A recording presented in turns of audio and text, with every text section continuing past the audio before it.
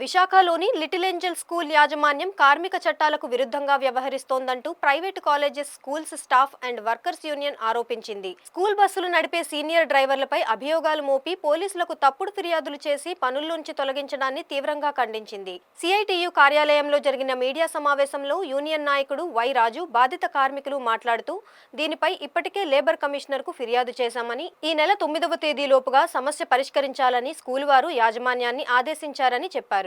అప్పటికీ కుదరకపోతే ఆందోళనకు దిగుతామని హెచ్చరించారు.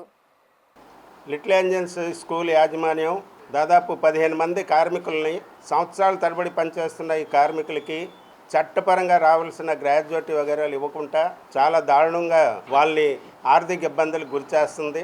కార్మికులైతే మొత్తం క్రమశిక్షణగా నిజాయితీగా పనిచేయాలని యాజమాన్యం ఎప్పుడు చెప్పడం జరుగుతుంది. ఈరోజు దాదాపు 6 మాసాల నుంచి 7 మాసాల నుంచి వీళ్ళని ఇబ్బంది పెట్టడం జరుగుతుంది. లేబర్ కమిషనర్ గారు 9వ తేదీన మీరు ఇవన్నీ సమస్య పరిష్కారం చేయాలి, లేకపోతే మీ మీద కేసు వేస్తామనేసి హెచ్చరించారు. మరి 9వ తేదీన లిటిల్ ఏంజల్స్ యాజమాన్యం ఈ సమస్యలన్నీ పరిష్కారం చేయకపోతే రాబోయే కాలంలో పెద్ద ఎత్తున ఆందోళనకి సిద్ధమవుతున్నాం.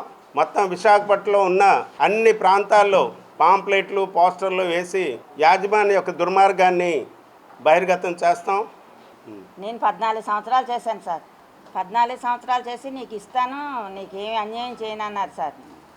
అని మరి నన్ను పిల్లలేదు, నా తోట పనిచేసిన వాళ్ళందరికీ ఇచ్చారు కానీ నాకు 10 పైసలు ఇవ్వలేదు సార్. వెళ్ళాను, మొన్న ఇస్తాను, నీకు న్యాయం చేస్తాను కానీ అన్యాయం చేయనని చెప్పారు. మరి దానికి తిరిగి వచ్చేసాను. మరి నా పేరు నాగరాజు అండి. నేను లిటిల్ స్కూల్లో 17 సంవత్సరాల నుంచి బస్ డ్రైవర్గా చేస్తున్నానండి. యాజమాన్యం ఆదేశానుసారంగా క్రమశిక్షణగా వాళ్ళు ఏం చెప్తే అది చేసి ఆ విధులు నిర్వహించి యాజమాన్యానికి కానీ పాఠశాలకు కానీ ఎటువంటి చెడ్డ పేరు లేకుండా చేసామండి. ఇప్పుడు మాకు రిటైర్మెంట్ అయిపోయిన తర్వాత రిటైర్మెంట్ బెనిఫిట్స్ ఇస్తానని చెప్పారు, కానీ కొద్దిగా ఇచ్చేసి సరిపెట్టుకుంటున్నారు. అదే మీకు సెటిల్మెంట్ చేసామని చెప్తున్నారు. మాకు ఫుల్గా సెటిల్ చేయమని, మాకు రావాల్సిన రిటైర్మెంట్ బెనిఫిట్స్, పిఎఫ్, బోనస్లు ఇవన్నీ కలిపి వచ్చేటట్లు మాకు ఇవ్వమని అడిగామండి. మేనేజ్మెంట్ వారు మీకు ఇచ్చాం కదా, అదే మీకు సరిపోద్ది అని చెప్పారండి.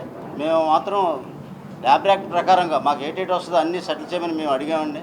భవిష్యత్తులో కూడా 15 మంది మేము బయటకు వచ్చామండి. మాకు ఎటువంటి న్యాయం కూడా జరగలేదు. 3 కార్మికులకు అర్ధంతరంగా తీశారు. ఆ తీసిన కార్మికులకు కూడా వాళ్ళకి ఏమి ఇవ్వట్లేదు. మాకు రావాల్సినవన్నీ మాకు చట్ట ప్రకారంగా మాకు ఇవ్వాలండి.